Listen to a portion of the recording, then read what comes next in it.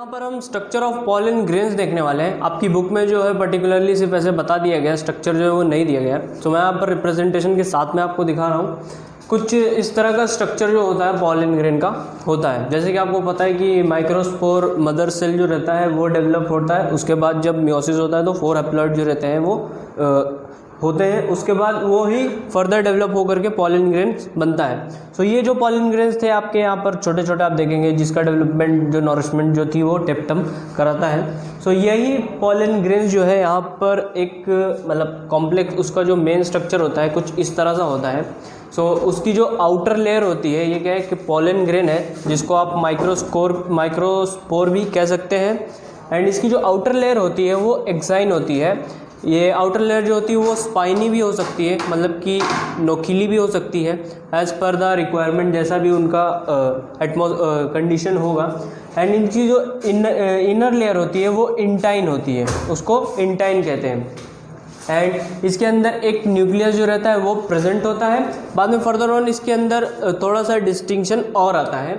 साथ ही में ये क्या होता है, जो इसकी एक्साइन होती है वहाँ पर एक्साइन जो होती है कंटिन्यूस नहीं होती है, उसमें छोटे छोटे जो होते हैं वो स्पोर प्रेजेंट होते हैं, या फिर आप ऐसा कह सकते हैं कि वो स्पोर जो होते हैं प्रेजेंट होते हैं। स्पोर को आप जर्म पोर भी कह सकते हैं, उसको कहते हैं जर्म पोर्स। ये जर्म पोर्स जो रहते हैं वो प्रेजेंट रहते हैं। यही इसी जर्म पोर्स से जो रहता है ट्यूब न्यूक्लियस जो ट्यूब न्यूक्लियस एंड जो मेल गैमेटोफाइट रहते हैं वो निकल करके आते हैं।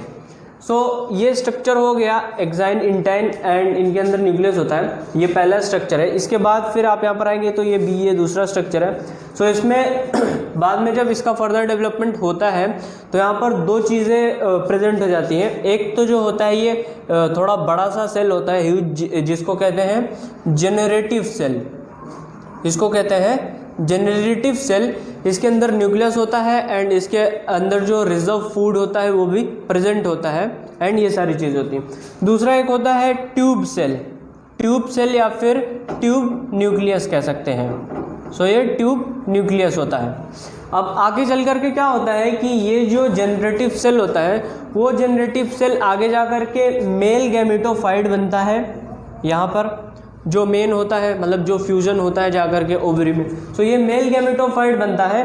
एंड साथ ही साथ में ट्यूब सेल्स जो रहते हैं एज इट इज़ साथ में बाहर आते हैं with the help of germ पोर।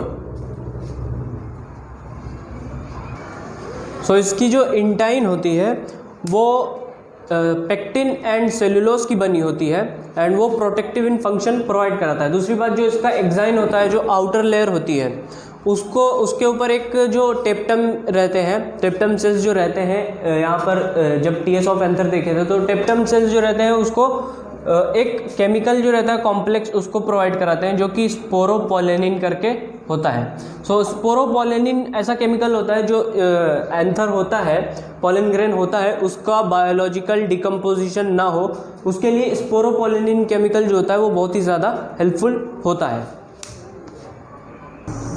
ये जो है स्ट्रक्चर ऑफ पॉलन ग्रेन है। साथ ही साथ में ये डेवलपमेंट ऑफ मेल गैमेटोफाइट जो है ये भी हमारा कंप्लीट हो गया। मैं सोचा था सिर्फ स्ट्रक्चर बताऊंगा, लेकिन साथ में वो भी हो गया। डेवलपमेंट ऑफ मेल गैमेटोफाइट जो है वो भी हो गया।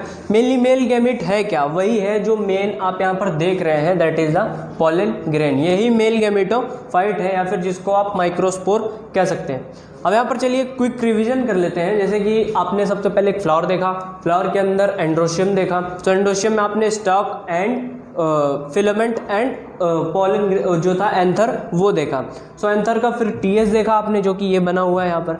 फिर एंथर के टीएस में आपने देखा कि बहुत सारे लेयर्स होते हैं। एपिडर्मिस होती है, आउटर लेयर, एंडोथीशियम होती है, उसके बाद मिडिल लेयर होती है। मिडिल लेयर के बाद में जो होते हैं टेप्टम सेल्स होते हैं वो प्रेजेंट होते हैं। एंड उसके अंदर जो कुछ सेल्स होते हैं वो माइक्रोस्पोर मदर सेल्स जो रहते हैं वो प्रेजेंट रहते हैं। बाद में उनका फर्दर डिवीजन होता है और जब वो डेवलप होते हैं, मैच्योर होते हैं, तो वो क्या होते हैं, पॉलन ग्रेन्स में कन्वर्ट हो जाते हैं। फिर बाद में जब पॉलन ग्रेन्स हो जाते हैं, फिर जब एंथर है वो और डेवलप होता है डेवलप होने के बाद क्या होता है, फिर एंडोथीशियम एंड मिडिल लेयर जो होती है वो डाइसेंस हो जाती है, मतलब उनके जो सेल्स रहते हैं वो डीजनरेट होते हैं। डीजनरेट होने के बाद आप देखेंगे कि ये दोनों ही जो एरियाज रहते हैं वो क्या होते हैं, दोनों ही सेल्स साथ में फ्यूज़ हो जाते हैं एंड रीजन ऑफ डाइसेंस से, फिर यहाँ से क्या होता है, रीजन ऑफ डाइसेंस से ये जो पॉलन ग्रेन्स रहते हैं वो बाहर आते हैं एंड देन फर्दर जाते हैं पॉलिनेशन के लिए। फिर उसके बाद आपने यहाँ पर देखा स्ट्रक्चर ऑफ पॉलन ग्रेन, साथ ही साथ में ये डेवलपमेंट ऑफ मेल गैमेटोफाइट भी है।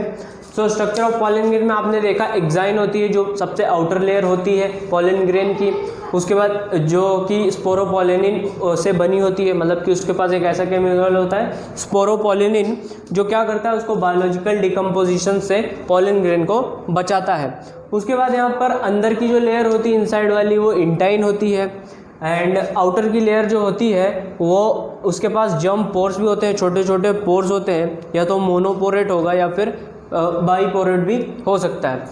एंड उसके अंदर जो पॉलन ग्रेन है उसके अंदर एक न्यूक्लियस होता है। फिर उसके बाद थोड़ा सा फर्दर और डिवीजन जब होता है, सेल डिवीजन और होता है, तो ये जो पॉलन ग्रेन है इसमें अंदर दो सेल्स बन जाते हैं, एक तो जेनरेटिव सेल बन जाता है, दूसरा जो होता है वो ट्यूब सेल या फिर ट्यूब न्यूक्लियस बन जाता है। जनरेटिव सेल के पास सारा फूड या फिर रिजर्व फूड या फिर ये सारी चीज़ें जो है वो प्रेजेंट रहती हैं। उसके बाद जनरेटिव सेल ही आगे जा करके क्या होता है, 2 मेल गैमेटोफाइट्स में डेवलप हो जाता है एंड ट्यूब न्यूक्लियस जो रहता है वो भी प्रेजेंट रहता है। फिर क्या होता है यहाँ पर, जब अब यहाँ पर पॉलन ग्रेन जो है वो रेडी है। अब इसके बाद क्या होता है कि जब पॉलन ग्रेन्स जाएगा फर्दर पॉलिनेशन के लिए, तो पॉलिनेशन कहाँ पर होगा, फ्लावर में आपने देखा था ऐसा करके एक वो डायग्राम बना था जिसमें, तो वो ओवेरी का था, stigma, style and ovary. So stigma पर जा करके जब एंथर वहाँ पर बैठेगा तो क्या होगा, वो ऑब्जर्व हो जाएगा एंड उसके बाद जब पॉलिनेशन तो हो गया, उसके बाद फिर वहाँ से फिर पॉलन ट्यूब जो रहती है वो स्टिग्मा से अंदर एंटर होती है एंड स्टिग्मा स्टाइल के पास होते हुए फिर वो क्या होती है कि ओवरी तक जाती है एंड ओवरी में जाने के बाद आप देखेंगे कि ये दोनों जो मेल गैमेटोफाइट है वो वहाँ पर फ्यूज़ होते हैं एंड ट्यूब सेल जो रहता है वो भी जाता है। सो क्या होता है कि ये जो पॉलन ट्यूब रहती है वो एग एपैरेटस के पास जाती है, अभी आप आगे डिटेल में पढ़ने वाले हैं। सो क्या होता है कि जब स्ट्रक्चर ऑफ ओवरी पढ़ेंगे तो उसमें आप देखेंगे एग एपैरेटस रहता है। सो एग एपैरेटस में एक बीच में सेकेंडरी न्यूक्लियस होता है और एक डाउनवर्ड साइड में ही एक एग एपैरेटस होता है। तो एक यहाँ पर जो 2 गैमेट्स हैं मेल के, एक तो जो जाएगा वो उसके साथ एग एपैरेटस के साथ फ्यूज़ होता है, दूसरा जो रहता है वो जा करके सेकेंडरी न्यूक्लियस जो रहता है उसके साथ में फ्यूज़ हो जाता है और एक जो रहता है वो एग सेल के साथ जा करके फ्यूज़ हो जाता है। इसीलिए जो फर्टिलाइजेशन होता है उसको डबल फर्टिलाइजेशन भी कहा जाता है। सो ये प्रोसेसिंग जो होती है ऐसा कुछ होती है एंड पॉलिनेशन जो है वो बहुत सारे टाइप्स से होता है, वो भी आप आगे डिटेल में पढ़ने वाले हैं। सो ये जो था पॉलन ग्रेन स्ट्रक्चर ये and development of male gametophyte ये हो गया। अब इसके बाद हम आगे चल करके डेवलपमेंट ऑफ फीमेल गैमेटोफाइट देखेंगे एंड एनाट्रोपस ओव्यूल जो है इसे कंटिन्यू करने वाले हैं। सो इसका स्क्रीनशॉट ले सकते हैं एंड मिलते हैं नेक्स्ट लेक्चर में।